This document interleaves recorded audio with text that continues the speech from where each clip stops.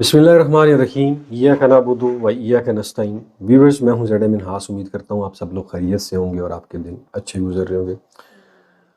दोस्तों, real estate का हाल आपके सामने है।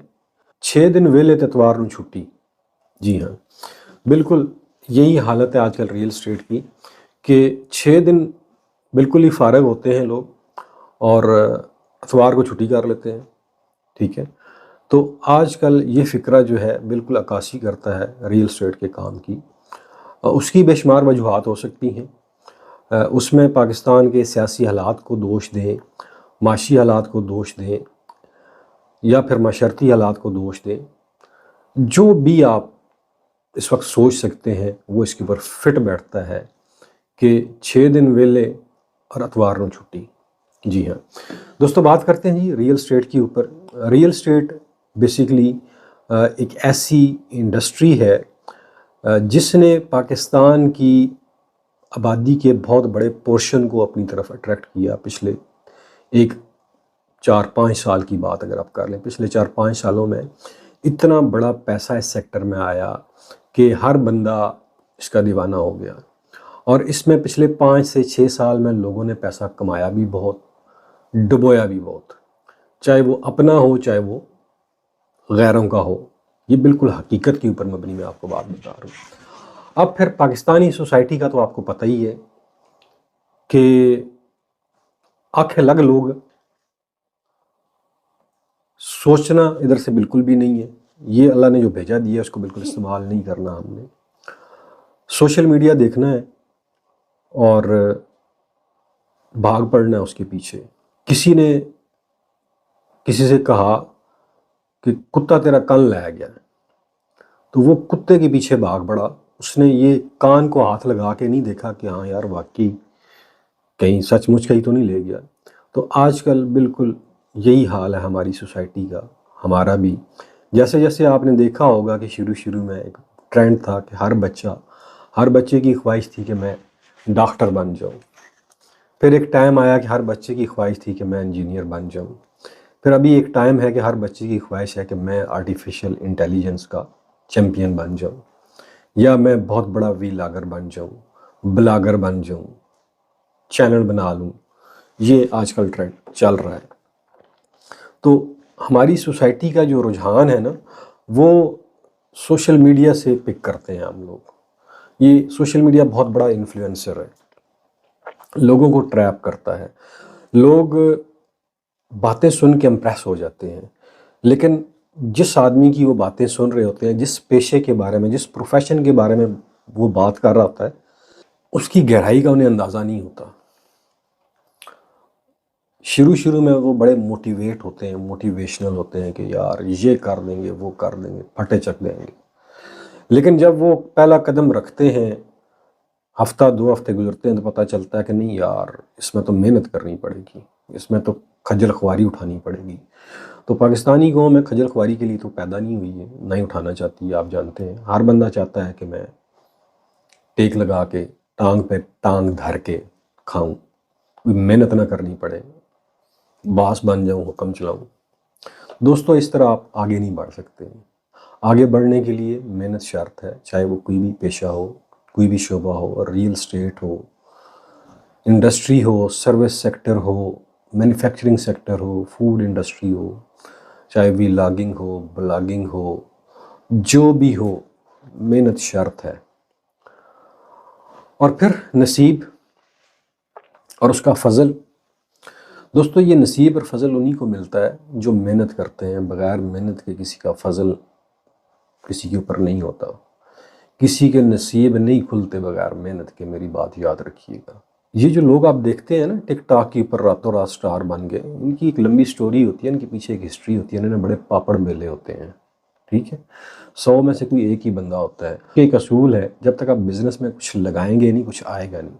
जो आजकल आपको सिखाया जा रहा है ना मोटिवेशनल स्पीकर्स की तरफ से, इसमें कोई हकीकत वाली बात नहीं है। हकीकत ये है कि आपको अपने ऊपर और अपने रब के ऊपर भरोसा करना चाहिए। देखिए, हर शोबे की ना, हर पेशे की एक इंतहा होती है, उसमें एक कैपेसिटी होती है चीज़ों को ऑब्ज़र्व करने की ना। तो जो रियल एस्टेट इंडस्ट्री है इसकी भी पाकिस्तान में ये कि बहुत बड़ी इंडस्ट्री नहीं है, ये पीनट है। 0.001% भी अगर कहें ना तो ये वो भी नहीं बनती है हमारी इकानमी की, ठीक है। तो इसमें जितनी कैपेसिटी थी ना लोगों को ऑब्जर्व करने की, सरमाए को ऑब्जर्व करने की, वो इसने कर लिया। लेकिन आगे वो जो ऑब्जर्व इसने किया वो निकाले कहाँ पे, वो जाए किधर? इसलिए कि लोगों की जो इनकम है वो तो महदूद है, लोगों के रिसोर्सेज जो हैं वो महदूद हैं। जिन लोगों ने आज से साल पहले 2 साल पहले पैसा लगाया यहाँ पे, अब वो चाहते हैं रिटर्न लेना चाहते हैं। रिटर्न कहाँ से आए? लोगों की कैपेसिटी नहीं है। ये तब चीज़ें होती हैं जब साथ साथ माशरे बिल्ड होते हैं, इकानमीज़ बिल्ड होती हैं, तब जाके इंडस्ट्रीज़ ग्रो करती हैं। आप जाके बैरिया में देख लें, बेशुमार आपको हाई राइज बिल्डिंग्स मिल जाएंगी। इस्लामाबाद में अगर आप G8 G9 में चले जाएं, G57 में, तो आपको बेशुमार बड़े बड़े टावर्स मिल जाएंगे खाली पड़े हुए हैं। इसी तरह आप गुलबर्ग में चले जाएं, ढेर लगा हुआ है। क्या करें लोग उन खाली टावर्स को? वहाँ पे शॉपिंग सेंटर बनाएं। जो ऑलरेडी शॉपिंग सेंटर बने हुए हैं वहाँ पे क्या हो रहा है? इस वक्त पिंडी इस्लामाबाद में 2 ही प्रोमिनेंट शॉपिंग सेंटर है, गीगा मॉल है या फिर सेंटोरस है। वहाँ पे डेली कितने लोग जाते हैं जो सिर्फ परचेजिंग के लिए जाते हैं? मेजॉरिटी वो लोग जाते हैं जो विंडो शॉपिंग के लिए जा रहे होते हैं, जो दिल बहलाने के लिए जा रहे होते हैं। बेचारे जिन लोगों ने वहाँ पे शॉप्स ली हुई हैं उनसे जाके पूछें कि वो महीने का बिल कैसे देते हैं और रेंट कैसे पे करते हैं। ये वो फैक्टर्स हैं जिनको बग़ैर सोचे समझे, बग़ैर प्लानिंग के हम किसी भी इंडस्ट्री में घुस जाते हैं। और ये प्लानिंग गवर्नमेंट लेवल पे जब तक ना हो तो तब तक मामलात बनते ही नहीं हैं। क्या हमें इतनी बड़ी हाई राइज बिल्डिंग्स की अभी भी ज़रूरत है? किस आबादी के किस पोर्शन में इनकी ज़रूरत है? इस्लामाबाद में कहाँ पे ज़रूरत है? एक्सप्रेस वे पे कहाँ पे ज़रूरत है? बैरिया में, DHA में कहाँ पे ज़रूरत है? आइंदा आने वाले 5 सालों में हमें कितने शॉप्स चाहिए होंगी, कितने ऑफिस चाहिए होंगे, कितने रेजिडेंशियल यूनिट चाहिए होंगे? ये सारी कैलकुलेशंस के बगैर हम ये सारा कुछ कर रहे हैं। अच्छा यार, मेरा दोस्त बाहर होता है, उहदे को है कोई 40-50 करोड़ रुपया, उन्होंने यार कन्विंस करो थे कोई बिल्डिंग खड़ी कर दें। ये हमारी सारी प्लानिंग होती है। दोस्तों, किसी भी प्रोफेशन में जब आप ज़रूरत से ज़्यादा पैसा इन्वेस्ट कर देंगे तो वो बैठ जाएगा। और अब दूसरा फैक्टर क्या हम कहते हैं जी कि ओवरसीज़ पैसा नहीं भेज रहे, तो इस वजह से जो है वो रियल एस्टेट बढ़ गया है। जो ऑलरेडी उन्होंने पैसा भेजा हुआ है वो उस पैसे का हशर देख रहे हैं, वो इसलिए पैसा नहीं भेज रहे। जो पैसा उन्होंने पिछले 2 साल में भेजा, उस पैसे का हुआ क्या? उसका रिटर्न उनको क्या मिला? धोखे, फ्रॉड, यही हो रहा है ना। फिर वो ख्वाब दिखाए कि ये सोसाइटी आई, आप इसमें पैसा लगाएं और आप ये हो जाएंगे, वो हो जाएंगे। कुछ भी नहीं हुआ, सारा उधर का उधर ही पड़ा हुआ है, बल्कि उल्टा और उन्हें कास्ट बियर करनी पड़ रही है। तो वो किस लिए पैसा पाकिस्तान भेजेंगे ओवरसीज़? इसलिए आज सारी रियल्टर बरादरी जितनी भी है आपको चमकी धमकी नज़र आती है, वो बड़ी मुश्किल से चमकी धमकी हुई है। वो अपनी एक अना को लेके बैठे हुए हैं। अदरवाइज़ हकीकत यही है, 6 दिन वेले रहने हैं, अतवार में छुट्टी। हकीकत ये है। बेशुमार रियल्टर से मैं मिलता हूँ, बातचीत होती है, हालात जानने की कोशिश करता हूँ, 100 में से 1 है। दोस्तों, अब फिर आप कहेंगे कि हम पैसे का करें क्या, कहाँ पे लगाएं? सवाल तो ये आता है ना, इसको किधर हम खपाएं? सिंपल सी बात है, अगर आप ओवरसीज़ हैं पैसा अपने पास संभाल के रखें। अगर लगाना भी है रियल एस्टेट में स्पेशली, तो किसी हाई राइज का मैं मशवरा नहीं दूंगा आपको, प्लाट का मशवरा नहीं दूंगा, सोसाइटीज़ के अंदर स्पेशली। अगर फिर भी आपको बहुत शौक़ है पैसा लगाने का, तो सिर्फ वो प्रोजेक्ट जिनमें जो NOC क्लियर हो, जिनके पास अपनी लैंड मौजूद हो, जिसमें पब्लिक की ज़ीरो कंट्रीब्यूशन हो। ये नहीं है कि आप पैसा दे दो ज़मीन खरीदना शुरू करेगा, नहीं। रियल एस्टेट में मुझे तमाम सोच विचार के बाद ये 2 चीज़ें समझ आती।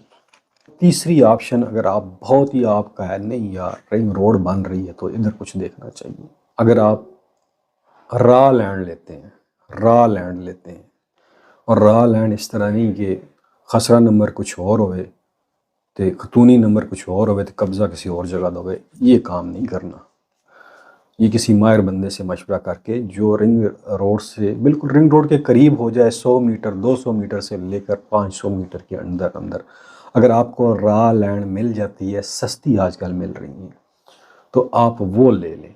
ये 3 ऑप्शंस हैं। इसके अलावा चौथा ऑप्शन मुझे दोस्तों कोई नज़र नहीं आता। फिर दोस्तों बात सिर्फ यही है कि 6 दिन वेले रहने आते, इतवार को छुट्टी। उम्मीद करता हूँ ये व्लॉग आपको पसंद आएगा जी। इसमें कुछ मीठी कुछ कड़वी बातें थी। आखिर में अपना और अपने प्यारों का ख्याल रखिएगा। मुझे दीजिए इजाज़त। पाकिस्तान जिंदाबाद।